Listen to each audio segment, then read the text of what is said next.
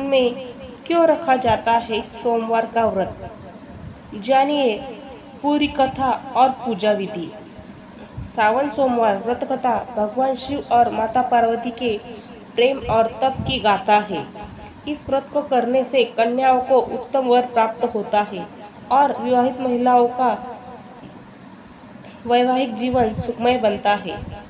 हर साल सभी शिव भक्तों को सावन के महीने का बेसब्री से इंतजार करते हैं। धार्मिक मान्यता के अनुसार शिव की पूजा करने से अमिट पुण्य की प्राप्ति होती है। इस पवित्र महीने में भगवान शिव का रुद्राभिषेक करने से सभी मनोकामनाएं पूरी होती है और जीवन में शांति और समृद्धि आती है। सावन का माह भगवान शिव को समर्पित श्रावण व्रत बेहद ही शुभकारी होता है। इस दिन सावन व्रत का श्रवण और पाठ पूजा को सफल बनाती है। श्रावण सोमवार की कथा। पौराणिक कथाओं के अनुसार एक नगर में अमीर साहूकार निवास करता था। उसके घर में धन धान्य की कोई कमी नहीं थी, परंतु संतान न होने के कारण वह अत्यंत दुखी रहता था। संतान प्राप्ति के लिए वह हर सोमवार श्रद्धापूर्वक भगवान शिव जी की उपासना करता था और संध्या के समय मंदिर में जाकर भगवान शिव के समक्ष दीप जलाता था। उसके भक्तिभाव को देखते हुए एक दिन माता पार्वती ने भगवान शिव से कहा, हे प्राणनाथ, यह आपका सच्चा भक्त है तथा इसने वर्षों से आपकी पूजा अर्चना की है। आप इसे संतान प्राप्ति का वरदान क्यों नहीं दे रहे हैं? माता पार्वती का प्रश्न सुनकर भगवान शिव ने उन्हें बताया कि साहूकार के पिछले जन्म के कर्म के कारण उसके भाग्य में संतान सुख नहीं लिखा है। यह सुनकर माता पार्वती ने भगवान शिव को आग्रह किया कि वे उस साहूकार को संतान प्राप्ति का वर प्रदान करें। माता पार्वती के आग्रह के बाद भगवान भोलेनाथ ने ये बात मान ली और स्वप्न में उस साहूकार को दर्शन देकर संतान प्राप्ति का वरदान दिया। इसके साथ ही भगवान ने उन्हें यह भी बताया कि उसका पुत्र अल्पायु होगा और वह केवल 16 वर्ष तक ही जीवित रहेगा। साहूकार को इस बात की हार्दिक प्रसन्नता हुई। वह संतान कुछ समय विचार से चिंतित हो गया। उसने पूरा वृत्तांत अपनी पत्नी को सुनाया। पुत्र की अल्पायु के बारे में सुनकर उसकी पत्नी अत्यंत दुखी हो गई। यह बात सुनकर भी साहूकार ने अपने आराध्य की पूजा अर्चना जारी रखी। कुछ समय पश्चात उसकी पत्नी गर्भवती हो गई और उसने एक सुंदर बालक को जन्म दिया।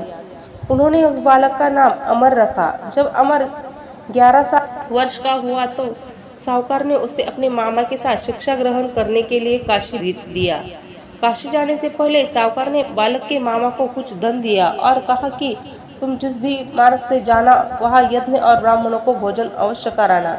इसके बाद दोनों मामा भांजे काशी की ओर निकल पड़े। यात्रा करते हुए बालक और उसका मामा एक राज्य में विश्राम के लिए रुके।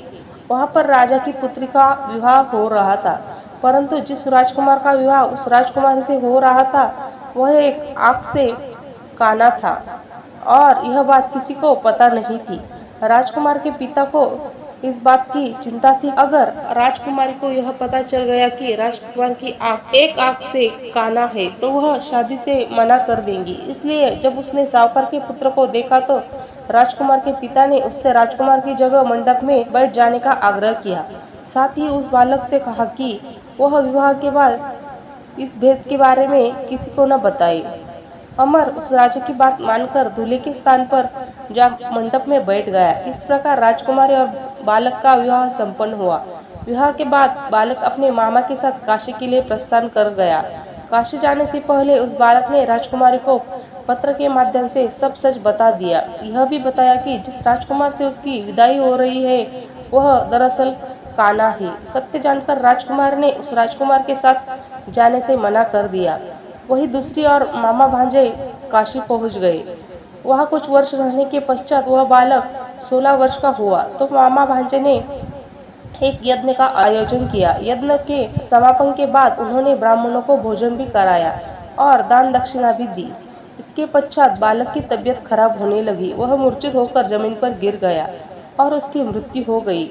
जब उस बालक के मामा ने बालक को इस अवस्था में पाया तो वह जोर जोर से विलाप करने लगा। उसी समय भगवान शिव और माता पार्वती उस मार्ग से गुजर रहे थे। जब उन्होंने विलाप की आवाज सुनी तो माता पार्वती ने भगवान शिव से आग्रह किया कि वो उस रोते हुए व्यक्ति का कष्ट दूर करे। तब भगवान शिव ने देवी पार्वती को बताया कि यह वही सावकार का पुत्र है जिसे उन्होंने 16 वर्ष तक जीवित रहने का वरदान दिया था। तब माता पार्वती ने कहा, हे प्राणनाथ, इस बालक का पिता पिछले 16 वर्षों से सोमवार का व्रत करते हुए आपके सक्षम दीप जलाता है। कृपया आप इसके दुखों को दूर करें। माता पार्वती के वचन सुनकर भगवान शिव ने अमर को जीवन का वरदान दिया और इसके पश्चात वह बालक जीवित हो गया। यह देखकर उसके मामा की प्रसन्नता का कोई ठिकाना नहीं रहा। इसके बाद काशी से पढ़ाई पूरी करने के बाद वह दोनों वापस घर की ओर निकल पड़े। रास्ते में फिर नगर पड़ा जहां अमर विवाह राजकुमारी से हुआ था। जब राजकुमारी ने अमर को देखा तो वह उसे तुरंत पहचान गई। राजा ने भी प्रसन्नतापूर्वक अपनी पुत्री को अमर के साथ विदा कर दिया। वही दूसरी ओर सावकार और उसकी पत्नी यह सोचकर अत्यंत दुखी थे कि 16 वर्ष की आयु के बाद उनके पुत्र की मृत्यु हो जाएगी। लेकिन जब उन्होंने देखा कि उनका पुत्र अपनी वधू के साथ सुरक्षित घर वापस लौट आया है तो उनके सारे कष्ट दूर हो गए और उन्होंने प्रफुल्लित मन से उन दोनों का स्वागत किया।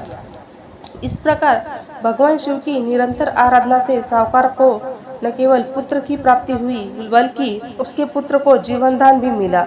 इस कथा का श्रवण करने से सभी मनुष्य पुण्य के भागीदार बनते हैं। तो दोस्तों, ये थी आज की सावन सोमवार की कथा। अगर आपको यह कथा पसंद आए तो प्लीज कहानी को लाइक कीजिए और हमारे चैनल को सब्सक्राइब कीजिए और कमेंट में हर हर महादेव जरूर लिखिए।